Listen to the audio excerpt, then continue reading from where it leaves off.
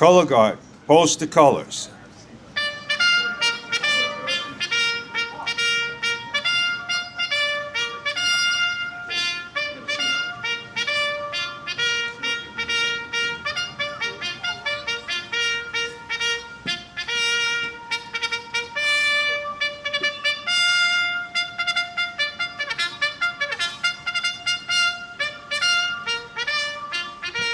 Detail, forward, march.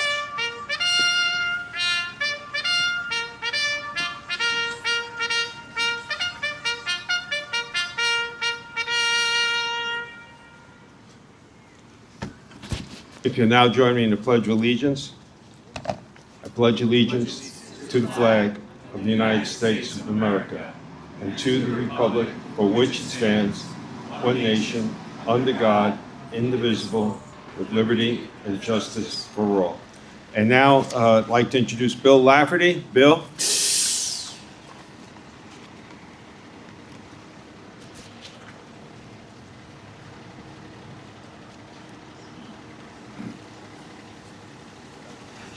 Oh, say, can you see by the dawn's early light what so proudly we hailed at the twilight's last gleaming, whose broad stripes and bright stars through the perilous fight o'er the ramparts we watched were so gallantly streaming, and the rockets' red glare, the bombs bursting in air, gave proof through the night that our flag was still there.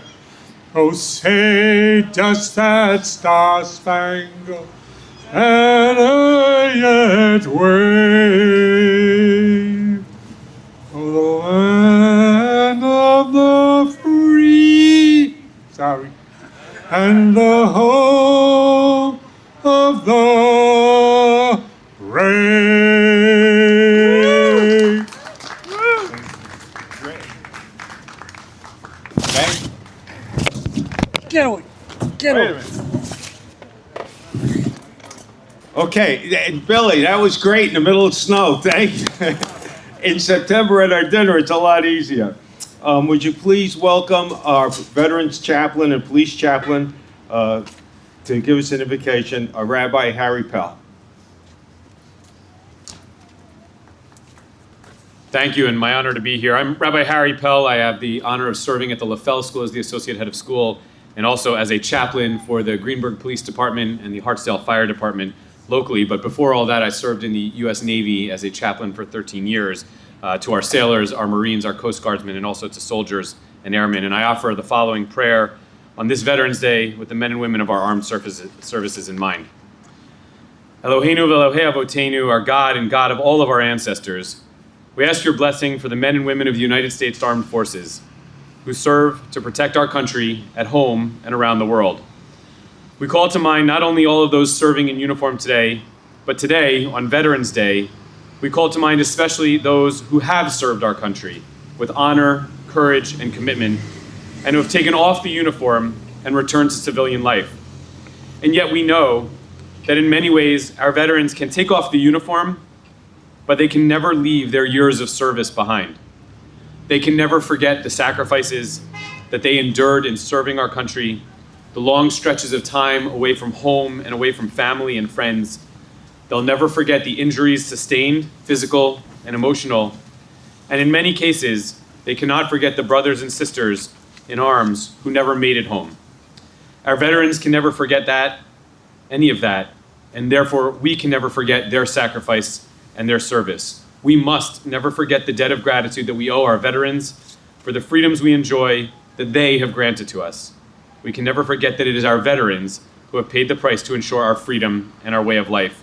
We pray, God, that you watch over our veterans, protect them and our armed service members as we gather here together today to mark Veterans Day. We pray that we remember that it is our job to watch over them as well, and let us say, Amen. Please be seated.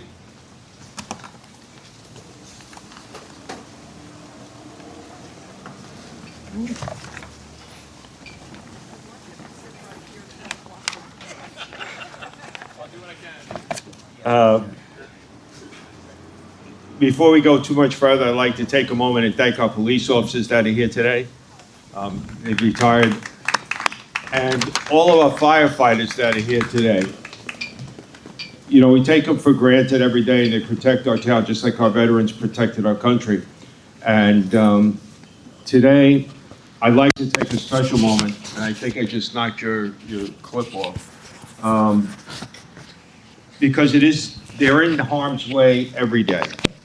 And I'd like to take a moment on their behalf and recognize firefighter Patrick Brady, who died the night before last while on duty, fighting fires and saving lives. So we salute you. And if we could take a moment of silence for him.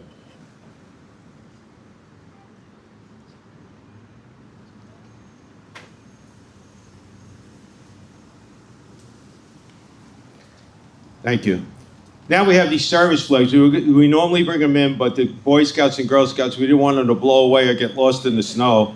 So we're going to just have them stand there, and we'll play the representative branches songs as we go through. And you may recognize some of them. This is the Air Force.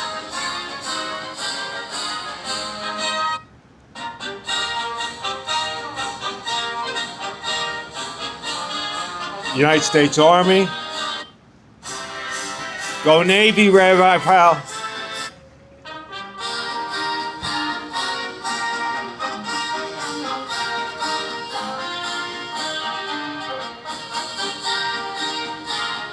Marine Corps.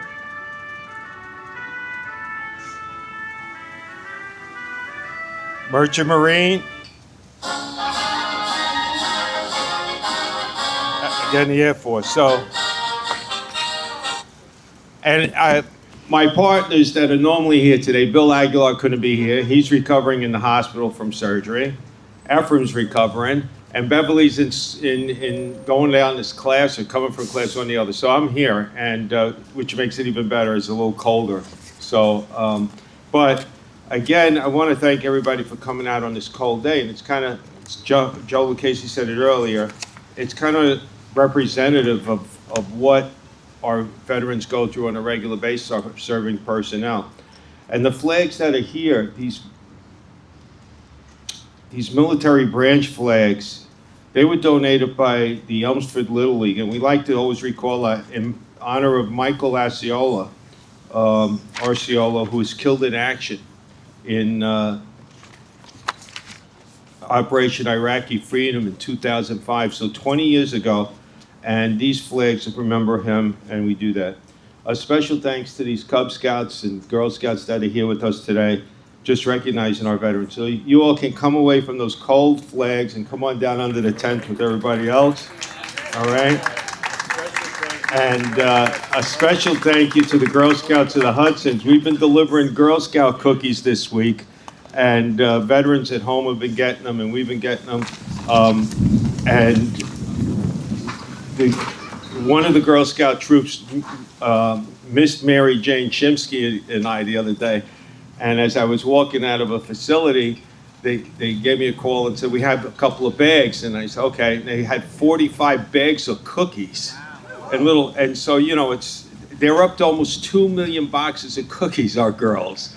So that's a lot. So we're going to have a couple of remarks. And, you know, if you go too long and you see people are waving at you, right? Not me. But I'd like to start off. We're going to ask a few people all the way down the line. And, you know, at the dinner, I watched the video at the dinner. And I'm getting, people always want to make sure I get everybody, all right? So at the end, if I've left anybody out, we'll pull you up. But I think I got people here. So without further ado, Town Supervisor Paul Feiner, our host. Paul. I'd just like to thank you for inviting me. And I'd like to thank everybody for participating in this important ceremony. It's so important to remember the contributions of our veterans. And I hope that everybody, if you live in Greenburgh and you have cable, you watch some of our 150 living history interviews with veterans of World War II and the Korean conflict. We started the series probably 15 years ago or 20 years ago, and sadly some of the veterans no longer are alive, but you'll really appreciate their contributions, and we're free and could express ourselves and yell at the government because of them. So democracy is strong because of our veterans, and we thank you. That was my abbreviated speech. That was great. That's a good way to start. And people only yell at government when there's nothing good on Jeopardy anymore, you know? And council, let's start with our council members. Francis Sheehan. Francis was here. He was covered with snow earlier.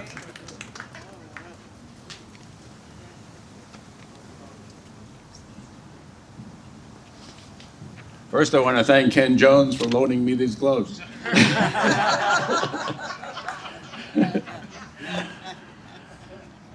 It's rather uncomfortable today, but as I said to you when I got here, this is a great example of what veterans experienced, and they probably didn't have, the clothing that we have, and foxholes and other situations where they had to endure much more than what we're enduring today. It's important for us to remember our veterans. My father was a veteran of World War II.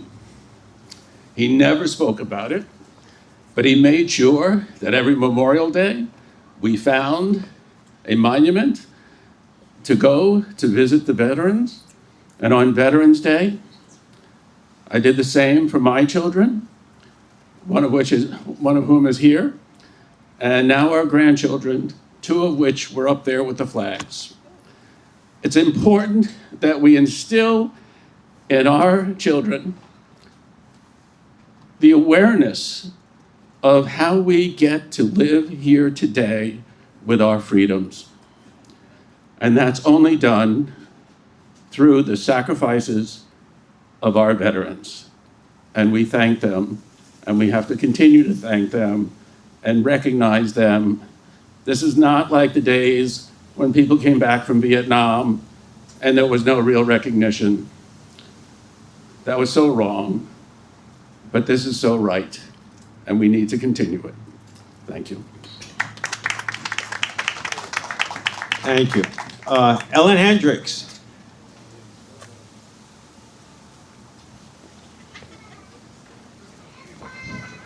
Good afternoon, everybody. Thank you so much for coming out to honor these wonderful veterans who are here, who are also supporting all of us.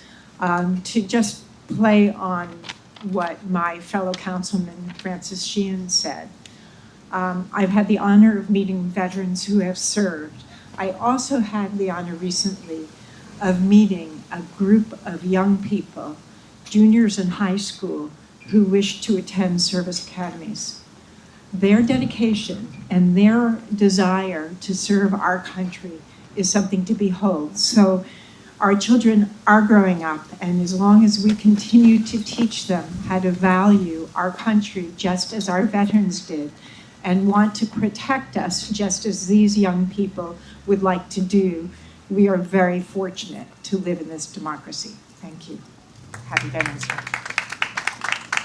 Gina's away today, but she said to welcome us well and wish everybody joy. Joy is tied up.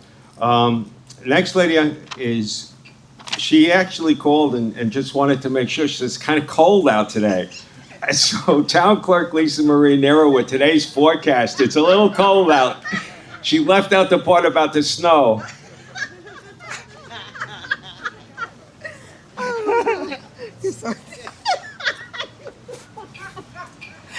Oh my gosh, I love you. Greetings, my name is Lisa Maria Nero. I proudly serve as your town clerk.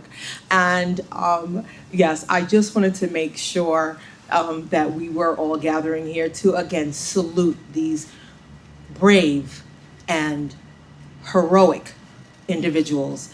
I'm so glad that you had mentioned, Supervisor, about honoring them. I will now bring to the Greenburgh Black History Museum initiative to have any Greenburgh veterans honored in our panels, and I just want to thank you for that, because that's very important that we recognize everyone, and as well as my father, who served in both the Army and the Air Force. And again, I'm bringing you greetings from my office, and again, just saluting these gentlemen. Thank you so much. And you know, I know the firefighters back there, they're saying, what snow? It's a nice day out here. It's not raining, it's not pouring. So, you know, every once in a while I learn something new. I've been introducing this lady for quite a long time. And I didn't realize that she had a hidden skill until we did a fun community food bank thing over at ShopRite. And I'd like to take this minute to introduce one of the star baggers that day. And she didn't break anything. And so it's a pleasure to introduce Senate Majority Leader Andrea Stewart-Cousins, working at register number 12. You are funny. See, now I know why you say I love you. Oh, wow. Yes, well, that just goes to show that there is nothing that we will not do in order to support community. And again, thank you for hosting this particular veteran celebration. And I really want to thank you for hosting it at 2, because there were about 20, and I know all my colleagues are saying 20 different celebrations at 11, 11, at 11. And we understand why, but everyone can't be everywhere. So the fact that we are here at 2 o'clock allows us to really be here, be present for as long as we can, and certainly to honor the veterans who have sacrificed for all of us in every way. I was listening to the supervisor. I think I was interviewed on behalf of my father, who was a World War II veteran, Purple Heart, Bronze Star, who served, as I always say, in a segregated army, came back to a segregated nation, but was proud every day of his service, although, like Francis, he didn't talk about it, they didn't talk about it. They just were about it. And every bit of his sacrifice is what I acknowledge every day in my role, which would have been unforeseen back then, and the roles of so many of my colleagues, all of whom are here celebrating democracy because people cared enough to don that uniform and fight for the right of all of us to partake in this great nation. So I am grateful to my veterans. My brother's also a Vietnam veteran, but I'm sure all of us have families that reflect that valor, and we are honored to be able to be their legacy and to support this generation of veterans and the next to maintain our democracy. Thank you so very much.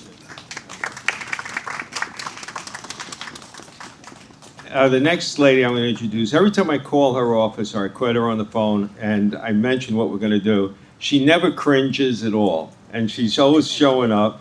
And we had the privilege, we went and we recognized our veterans at the Brightview Assisted Living Facility on Sunday. And we were pretty surprised when this gentleman started talking to us, and he was a World War II B-17 bombardier. It had to be over 100, and he was just as clear. And he started out with, "You have my story recorded at Town Hall." And what a joy, what a joy. And then there was some Korea guys and Vietnam people. And so I'd like to introduce the bagger from aisle number 9, cashier 9, Assemblywoman Mary Jane Shinsky, who made a point to say it, Hugh, don't put the eggs on the bottom, you know?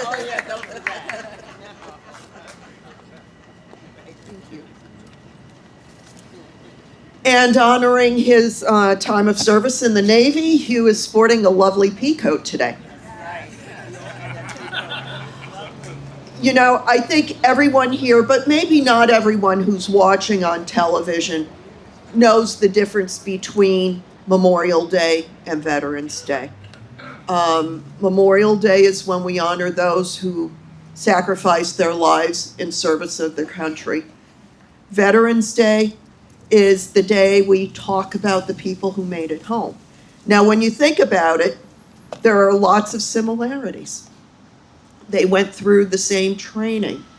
They had the same lifestyle encumbrances.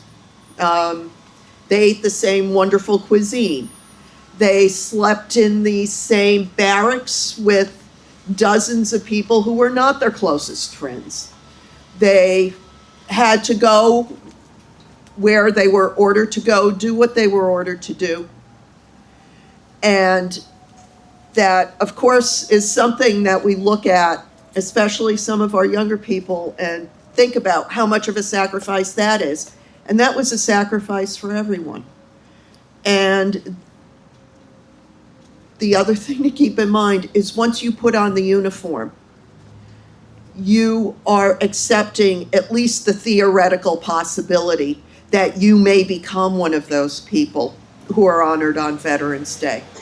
You don't know when you first go in which pot you're going to be in, the Veterans Day pot or the Memorial Day pot, but the willingness to serve and take the risk is something we have to remember as well.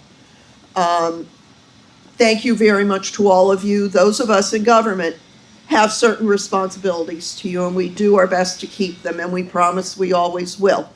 Number one, we won't bring the country into war where we're creating more people to remember on Memorial Day unless there's a really, really, really good reason for it.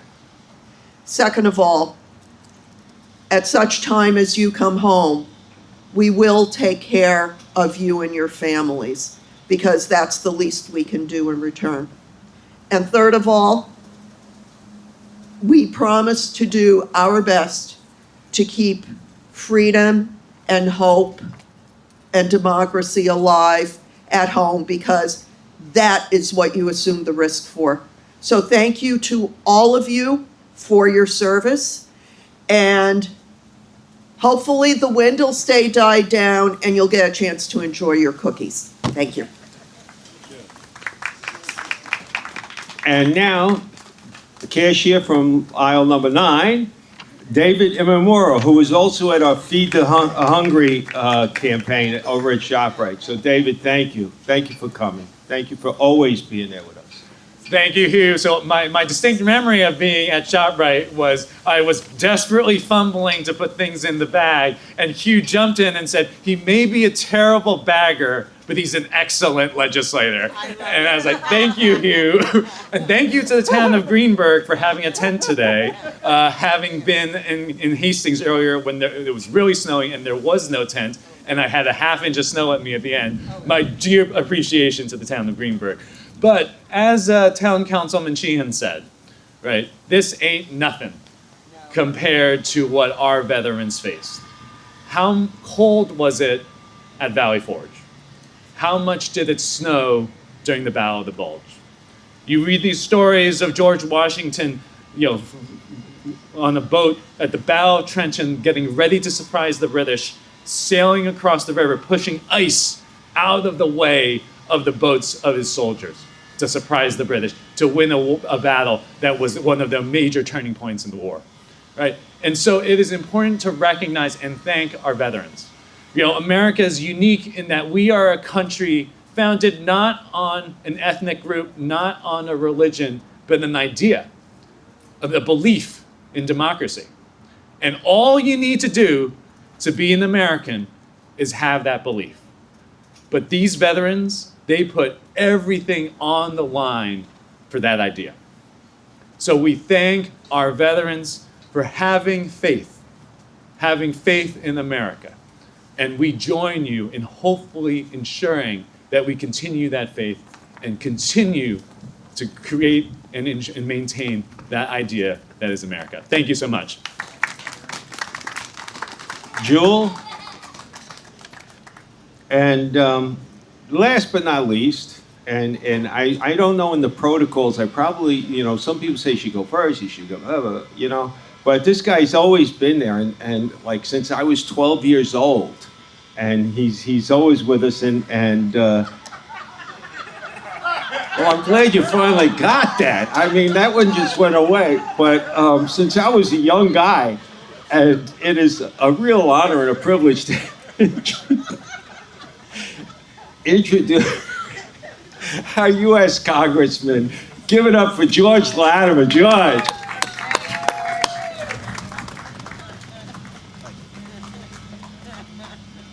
Thank you, Sonny. It's good to see these young people leading us forward to the next generation.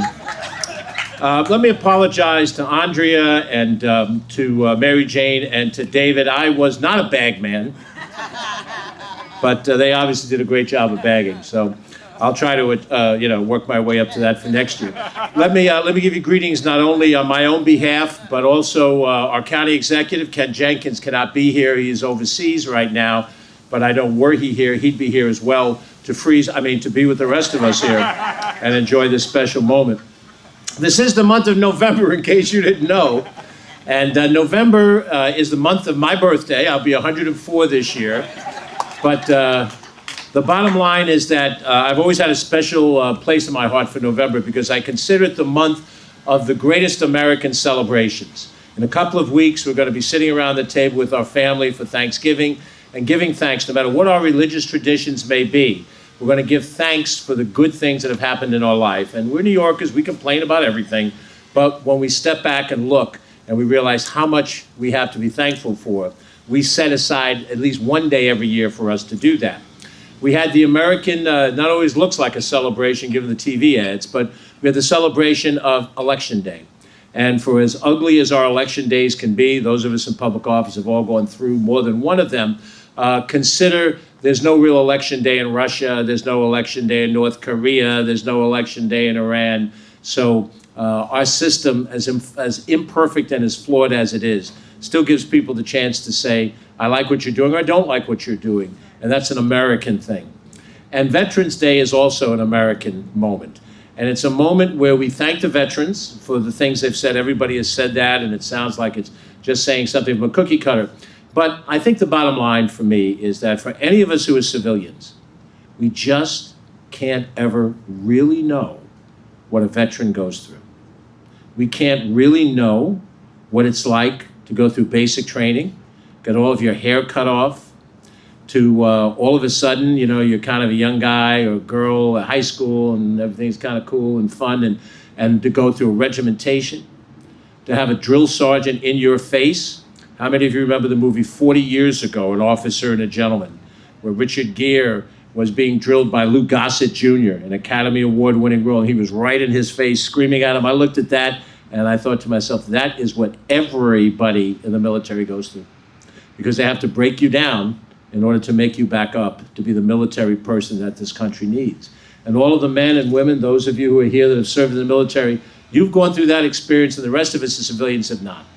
So we say thank you, and we mean it, but we really don't know. Only they know. Only Hugh knows what it's like to be shipboard wherever you were. And it's not just that you face conflict. If you face conflict, that's beyond comprehension that you could live or die in a minute's notice. But even if you served in peacetime, you never knew if you were going to be called into service.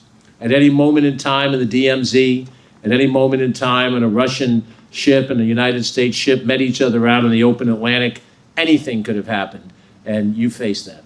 Hugh and all of you faced that. And that's where the depth of our thanks comes from. A little later today, I'm going to get in my car, and I'm going to drive south. There was a time when I'd drive north to join Andrea in Albany. There was a time when I would drive over to the county office building fairly recently to join David and Jewel. But now I have to drive 225 miles south. And it's a long, it's not a terrible drive, it's a long drive. And I'll be driving by myself and I'll be thinking. And I'll be thinking about what I'm going to see when I get to the House of Representatives in this moment. And what I'm going to remember is these men standing here. I'm going to remember these veterans who served and remind myself This is what America is. It isn't the formality of the House of Representatives and the motions and the partisan stuff. It's what I see here today in DeSanti Plaza in Hartsdale.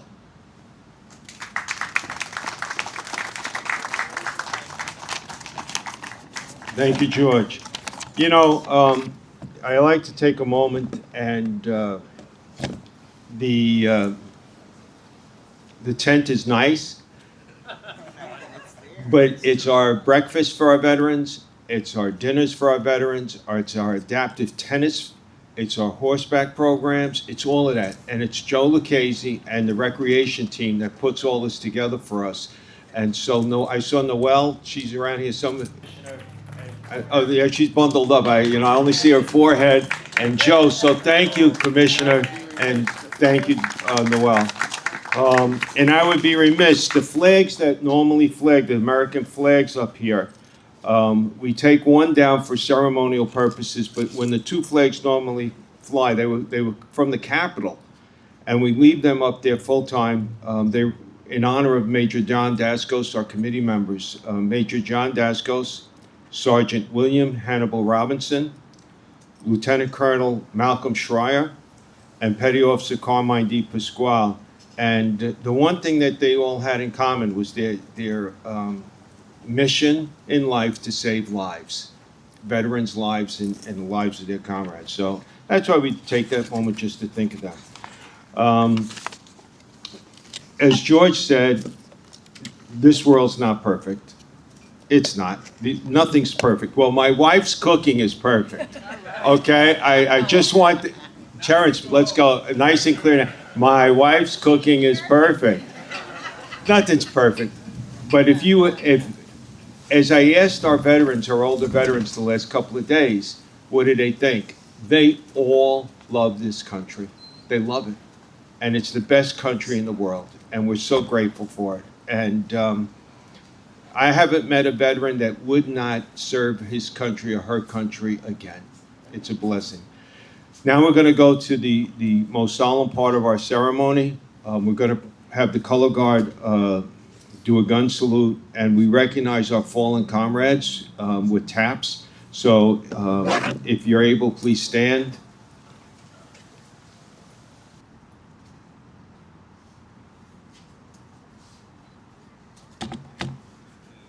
Salute.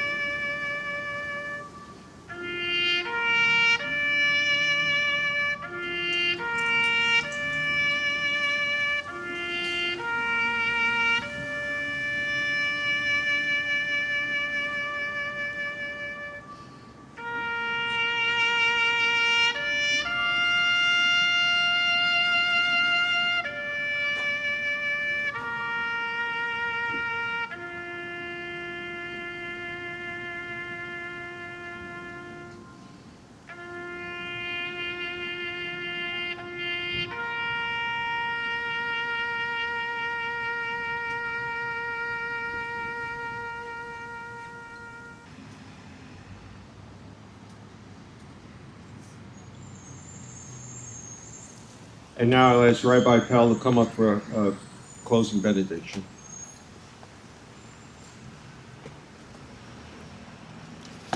Thank you, Hugh. I'll offer two quick reflections and a closing blessing. The first quick reflection is that, I think the thing that we all say when we meet veterans is thank you for your service. And most veterans say, I'm honored. If I say that, often people, if they know I'm a rabbi, they'll say, Rabbi, thank you, but we don't really need your prayers. Give it to the guys who are serving now. And so I'll share with you a closing prayer written on behalf of our armed service members But I will tell you that it is a more personal prayer than it might otherwise have been. It was written by a rabbi named Jerry Skolnick from Queens, New York, who was always kind of satisfied with the prayer in the Jewish prayer book until his son-in-law joined the Navy and became a chaplain serving right now on an aircraft carrier overseas. Just like it is with our firemen, with our police officers, when you know people personally, it becomes a little different. And he rewrote this prayer in that way. Ribono Shel Olam, sovereign of the universe, we invoke the full bounty of your blessings upon the members of our American military forces, those brave men and women whose courage and commitment to that for which this country stands protects us all.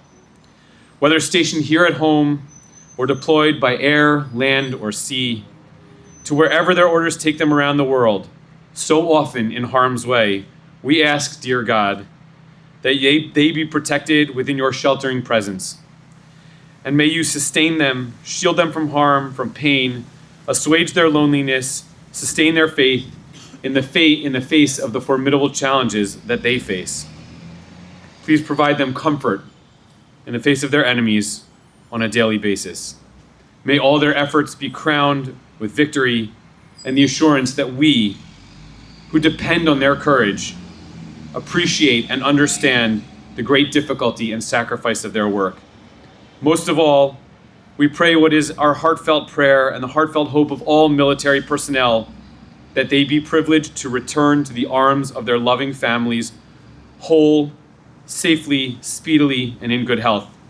In your mercy, be with those who await the return of their deployed service members serving overseas at this time. May our beloved country tend to their emotional and physical well-being long after they have served, long after they have left active service, and long after their service has been completed. And may they never feel forgotten by those whose liberty they have stood to protect. Because of their courage, may we all be privileged to know and savor the blessings of true peace and security. And let us say, Amen. Thank you for this opportunity.